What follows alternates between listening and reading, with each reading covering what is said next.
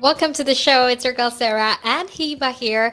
We're here to, have an amazing conversation with you with regard to the price that anti-vaxxers are paying. All right, you're tuned into Relax Radio and you're tuned into the Sunrise. And Hiba and I are here to actually make sure that we keep you entertained. We have a lot of conversation for you all the way until 9 a.m. All right. Having said that, I want to very quickly remind you before we head into our conversation to text us on 078 share your thoughts, share your opinions with us because we would love to hear it. Right now, you can also follow us on our socials, which Hiba will tell you. Hiba, why don't you tell everyone about the socials that the people can follow us on? Yeah, you guys can drop us a line on Facebook, Instagram, Twitter, and TikTok if you want to hear more. Yeah, and you can also subscribe to our YouTube channel, and that way, you can always make sure that you're updated and you're informed about the very latest in terms of, everything that we're going to be talking about. All right. So don't forget to do that. And also, don't forget to download our app, which is available on both the Apple App Store and the Google Play Store. All right. Which means you can listen in from anywhere in the world at any time of the day. Share your thoughts, share your ideas, and let us know what you're thinking. All right. So, Hiba, why don't you tell everyone about the topic that we're going to be discussing today? And why exactly it's so important? Today, we're going to be talking about the price that anti vaxxers obviously pay.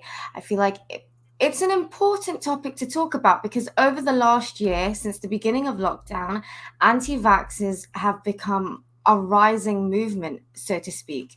We've had anti vax protests, we've had people trying to stop vaccinations altogether, we've had absolutely so many people just going against the vaccine. And really, it's not only harming us, but it's also harming the anti-vaxxers. There have been multiple reports of people dying because of the fact because they refused to seek treatment when they've contracted COVID. They are refusing to get the vaccine, and ultimately, it is completely spiraling.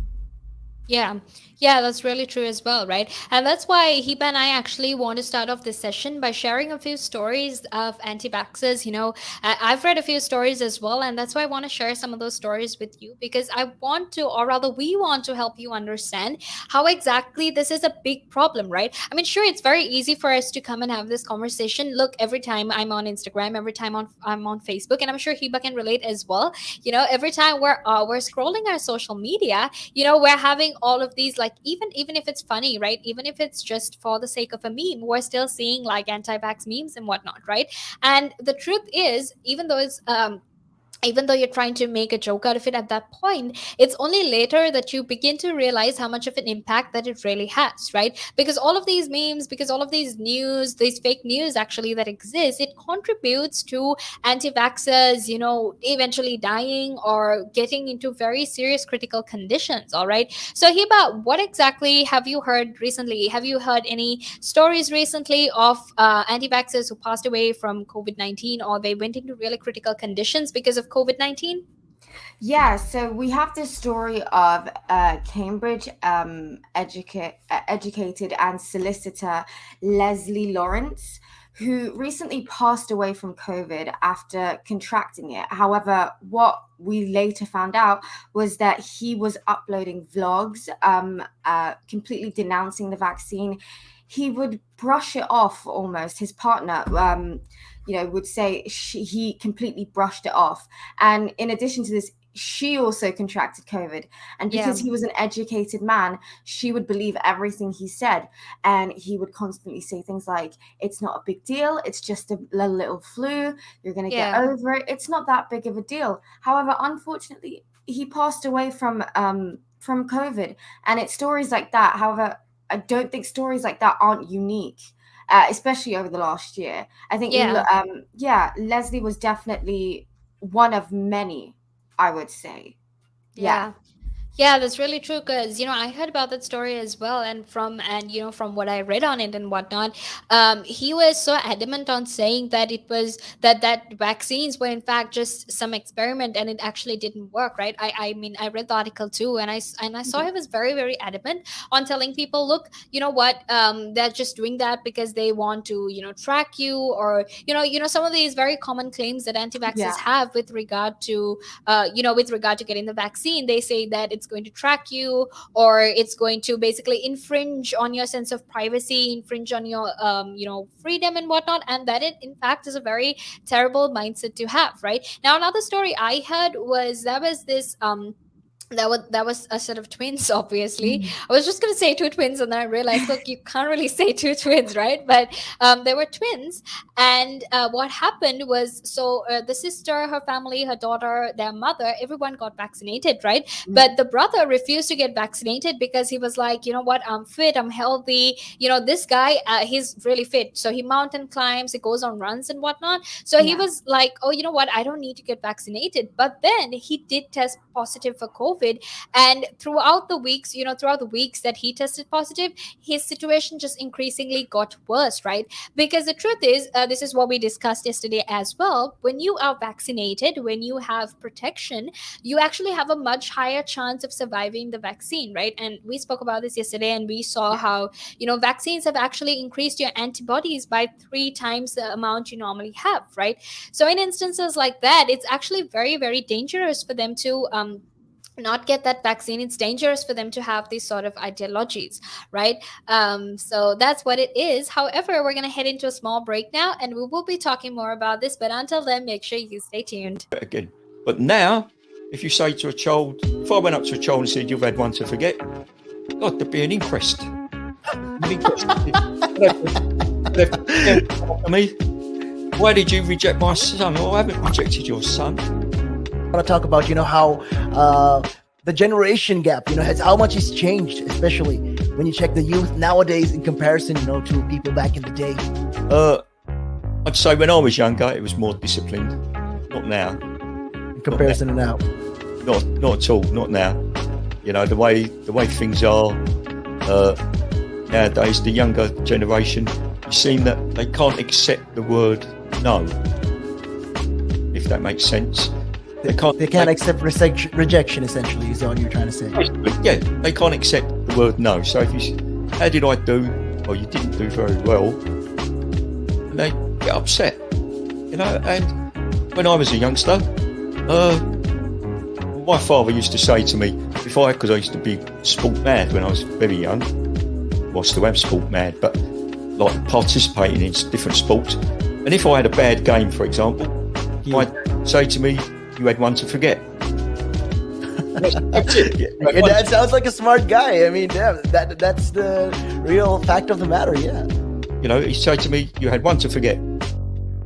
Get over it. And that was it. So I'd dust myself down and do it again. But now, if you say to a child, if I went up to a child and said, you've had one to forget, God, there'd be an inquest. An inquest. Me. Why did you reject my son? Well, I haven't rejected your son. Or daughter. I've just told them that they need to buck their ideas up. That's the truth right there. I mean, if you think about it, if you check the generations, like right now in the US as well, I've seen a lot of these things as well. In the UK, you get medals for participation. But what's the point? What are you trying to? Yeah, what's the point? Either you win or you lose. People are so afraid to put that whole notion of losing. When it comes to right now, the generation gap is just crazy. How much a lot has changed. Social media has taken control of our lives, and we don't even realize it anymore. We're crippled because of it. That's absolutely right, Nick. Because, as you said, nowadays it seems that you get rewarded for failure. For the life of me, Nick, I can't get my head around that.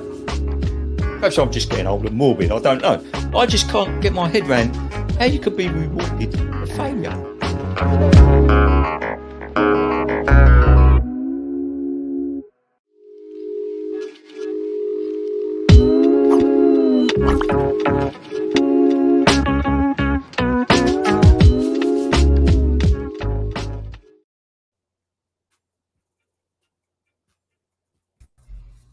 Hi guys, and welcome back to the Sunrise Show with me and your girl Sarah.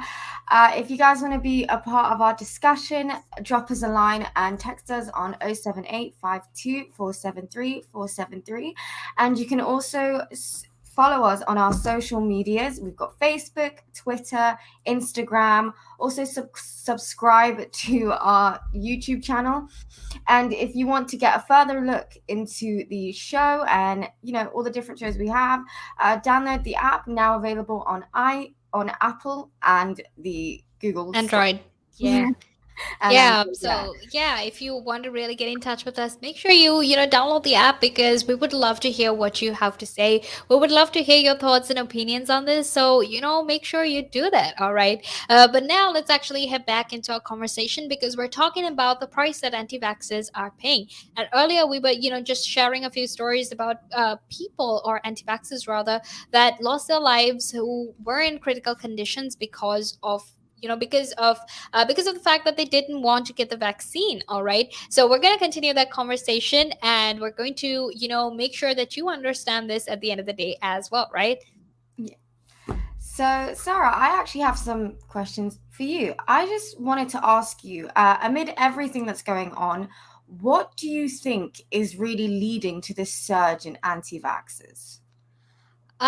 For me personally, I believe that a lot of it is due to the lack of information that we have, and also Yeah. something I feel like has a huge impact was the fact that a lot of world leaders, and I'm Yeah. referring to people like Donald Trump and even Boris Johnson at the beginning of the pandemic, they were very reluctant to actually accept and tell how the or rather they were reluctant to come to terms with how grave the pandemic was, right? And I feel Yes. like more often than not, they actually underestimated the gravity of the pandemic, because you had so many instances. When Donald Trump was literally just like, oh, what, if you drink some sanitizer, you're probably going to be like safe.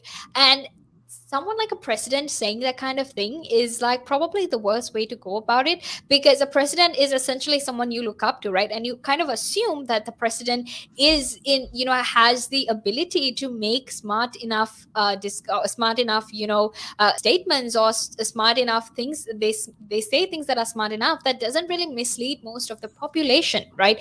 And I feel like a lot of that anti-vax movement initially started from Britain, not Britain rather, but from the United States of America, right? Because when even your president goes on and says stuff like this, it's very easy for people to then start coming up with their own theories, right?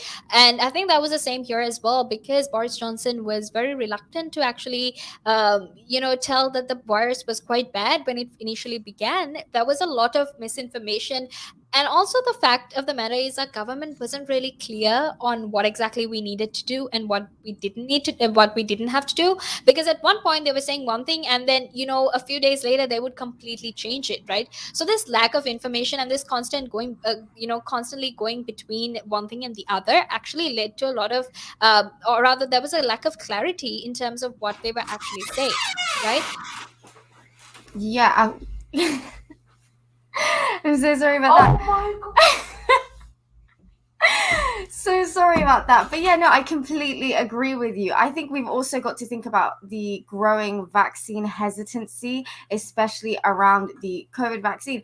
We've got people saying things like, I've already got COVID. I don't need to get it again. I've already, we've also had, I think, a really growing movement in which there were a lot of rumors going around saying that the COVID-19 vaccine or COVID-19 itself could actually affect a woman's fertility, which is completely not true. We've got to look at it from, I think, a different perspective. There are so many rumors. I'm so sorry about that. That's okay. There are so many rumors that are fueling anti-vaxxers, such as, I think, Kay Shum. I can't really say her last name, but she goes by Kate. So this ex-NHS nurse who is now an anti-vaxxer, who was popularized through the anti-vaxxer rally in Trafalgar Square. Yeah. So what do you think her message, especially since she is comparing NHS staff to Nazis, how do you feel her message is really affecting both the younger and the older generation, and especially those who are really hesitant about the vaccine and about COVID? Yeah, here's the thing, right? I feel like, as okay, especially if you're someone who used to work in that field of medicine, if I mean, come on, right now at this point of time, it's the medical officers, all these nurses, these doctors who are in fact the front line in terms of battling the virus, right? So it Absolutely. is very, very problematic when someone who used to work in the NHS just comes up here and says something like that, and essentially, compares it to the Nazis, because we know when you talk about the Nazis that that was just a genocide, right? That is Mm. just taking it way out of how the situation actually is, right? Sure, I understand that you might not necessarily agree, and you might not necessarily like want to follow some other rules and regulations that are in place, right? And that's fine, because look, at the end of the day, as much as you want people to follow these rules and regulations, you can't really force people to do whatever they don't want to do, right? However, in that instance, they also need to, people like Kate actually need to make sure, or not just her, but I feel like there needs to be some sort of system in place here in Britain as well, where you can't get away with saying things like that. Because what we're seeing right now is you have a lot of these anti-vaxxers, and they're just sprouting out lies, right? You have a lot of them sprouting out misinformation and fake news, and they really don't have any punishment, any form of like proper punishment, and that Mm. makes it easy for them to say something ridiculous and get away with it, right? Which I think is another thing that we need to address as well. Yeah. Of course, yeah. So, in regards to a recent article written, how do you think this is going to affect us? So, anti-vaxxers are now pretending to be vegans in order to escape vaccine regulations in the workplace. Now, I understand sometimes people will not get the vaccine for religious reasons, for health issues. That can be understood.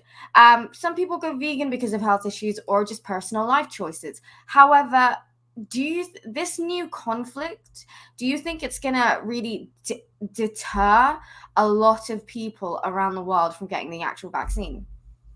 Ultimately, I think it boils down to whether you actually want to protect yourself or not, honestly. Yeah. Because I mean, I get it. Sometimes when you have made the choice to be vegan, it completely goes against all of those beliefs that you have to go and get the vaccine. However, you also need to keep in mind that at the same time, it's not like you can survive this pandemic without a vaccine.